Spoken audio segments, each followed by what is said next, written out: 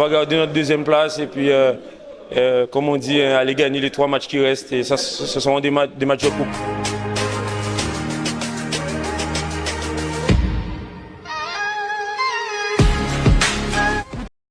Effectivement, bon, on a été mené, on est bien revenu, on a pris l'avantage. Bon, malheureusement, c'est un coup de pied arrêté. À quelques secondes de la fin, on prend un but et ça nous fait un match nul.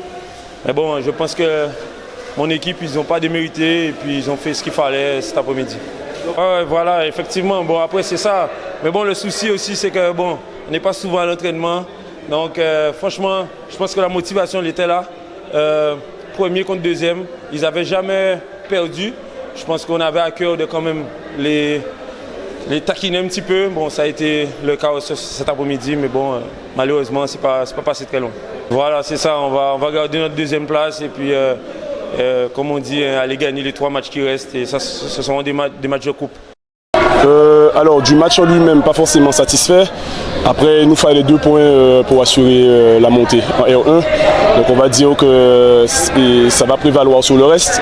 Mais c'était un match très compliqué pour nous. On avait pas mal d'absents.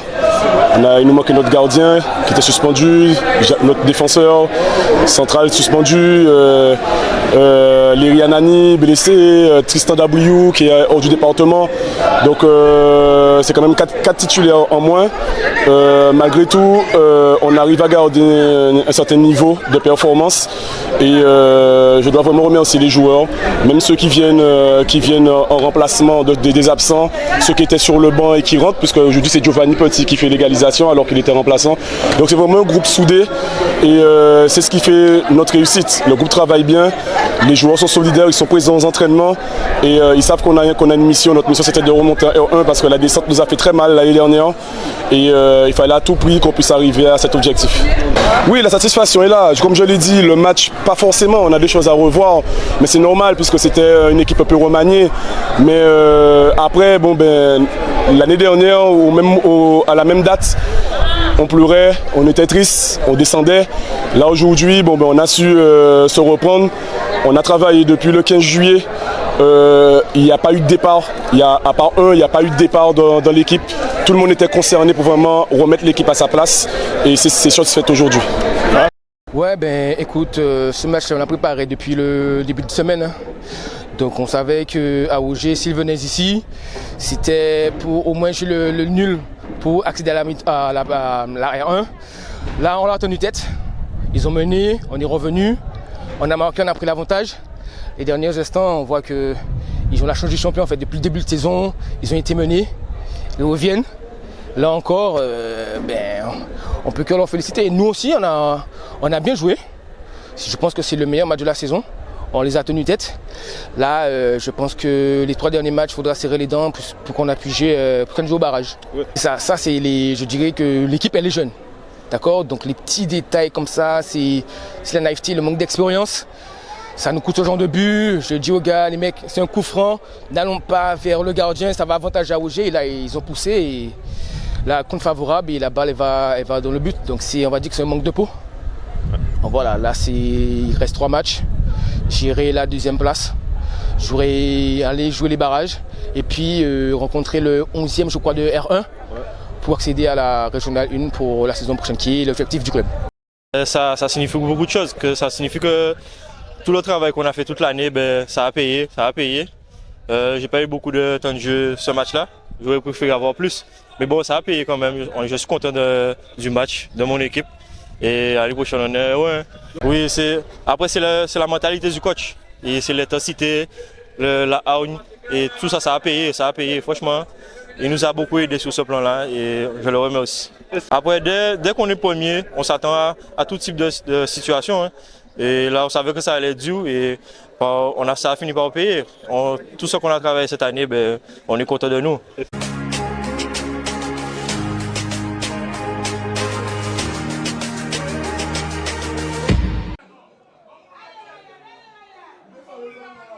Alors, en profondeur, il n'y a pas position de hors-jeu.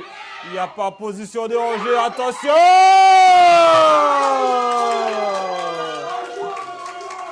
Voilà l'ouverture du score signé Sly Seval. On est...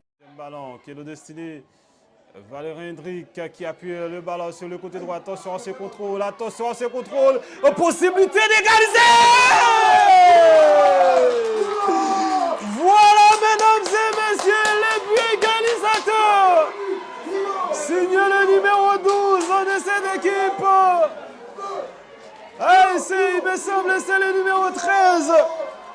Renzini Théo qui vient d'égaliser, mesdames et messieurs, sur ce contrôle. On va revoir cette passe sur le côté droit. Le contrôle, il élimine 2 défenseurs. Et derrière, que dire de cette frappe au premier poteau? Flavio Talbot, et c'est bien fait. Flavio qui atteint une solution sur le côté droit. Et c'est Ryan Anani qui va essayer de faire la différence.